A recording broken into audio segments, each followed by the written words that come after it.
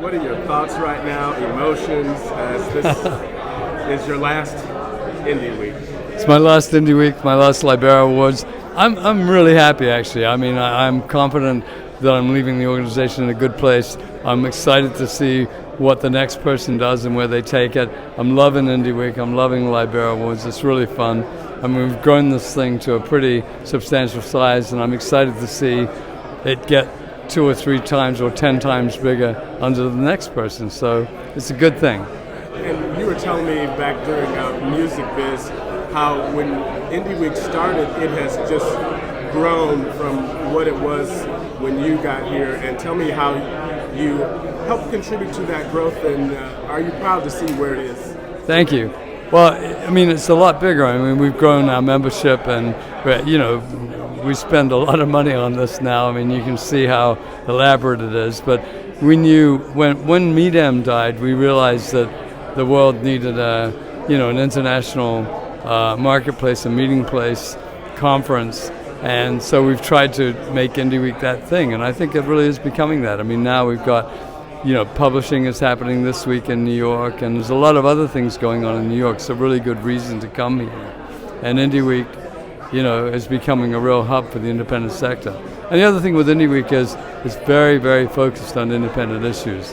You're not being distracted by 1,000 other different things that may be not as relevant to you if you're not an independent.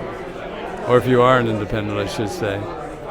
What issues do you see moving forward that either Indie Week or just the industry as a whole is going to have to tackle moving forward, some of the challenges maybe?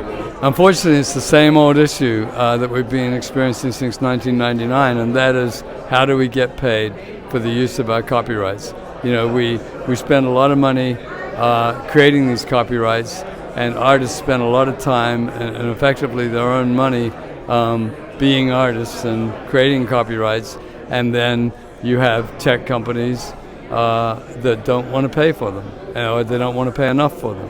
So we've seen what's happened with TikTok, and we're watching, what's happening with the AI companies, and they're talking about, wanting IP for free. Well, yeah, why wouldn't you? I mean, every organization in the world would love to get their raw materials for free, right? But guess what? Music is not available for free. It should not be available for free, and as long as I'm around, it won't be available for free. What's next for you? I have some exciting things going on. I've got a company that I'm working on, a music tech company, and I'm just really excited for the next phase. Really, I don't want to say too much about it because we're still in the building phase, but I'm pretty psyched about it. What are some of your proudest moments, would you say, during your tenure as president and head of Indie Week A2IM? Thank you. It's hard to pick out 1 or 2 moments, but I think watching how much it's developed over the 10 years has been really exciting. I mean, the Libera Awards is huge now, and when I started, it wasn't huge, and but I really, as I said this morning in the panel, I've stood on the shoulders of giants, and my predecessors did an amazing job.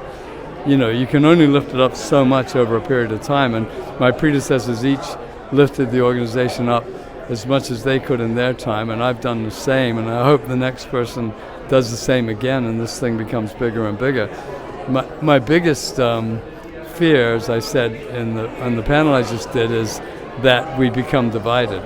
Because there's always these kind of micro interests that we have that can cause us to, want to break away and form a different organization or something like that. But I think it's really, really important that everybody stays focused and we put our money in our mouth where it's important. Otherwise we will get defeated, and we'll wind up seeing music, be used for free too much, and that's not good for artists and musicians, and it's not good for the industry. Do you have faith in music still? I mean, music's an essential quality. I've read all kinds of stuff about this. I mean, my PhD is in ethnomusicology, and so that's just basically the anthropology of music. And if you look back in history, I don't think there are any civilizations that have not had some form of music. It might be very simple, but there's some form of music there. I think the only civilizations or whatever you call it that don't have music are usually ones that are banned it for one reason or another. But inherently, I think human beings like to make noise that's musical in nature in some form or other. So yeah, I think music's going to be around forever. You mentioned tech earlier. How do you see the blend of music and tech, and especially how it relates to independent artists, whether it's opportunities or maybe some challenges when it comes to tech and music right now? Well, let me say this. I don't think there's any conflict between tech and music. I mean, I love tech and I love music. I mean, I have, almost equally balanced backgrounds with tech and music. I mean, I was an engineer and a producer. I invented electronic drums. I was the first person to make a record by computer. I recorded the first digital sample. I love tech and I love music. So any kind of split between tech and music isn't really between tech and music. It's between a business model that the tech companies decide to apply, which is usually, we created this great piece of tech and you should give us your music for free so we can make a ton of money off of your music. Well, that's not a good business model as far as I'm concerned. So you have cool tech and we have cool music and you should make money and we should make money, and that's how it should be. Final thoughts right now. I know it's not final thoughts for you. We're going to hear from you more, but just final thoughts for this week and this last week here. I mean, I'm having a blast. I hope everybody who's here is having a blast. It's really, this has been the most fun thing. I don't know, I can't say it's the most fun thing because I've done some really fun things in my life, but this has been a really fun gig. I've enjoyed every minute of it. I'm still enjoying. I'm going to enjoy it right up till my last day, which is like 6 months from now. And, I can't wait to see where the next person takes it. But, I'm having a blast. So please have a blast and make money from music. Absolutely. Congratulations. Thank you so much. You've done an excellent job in your time here. We all appreciate your efforts and where you've brought things from where you started to where it is now. Thank you so much.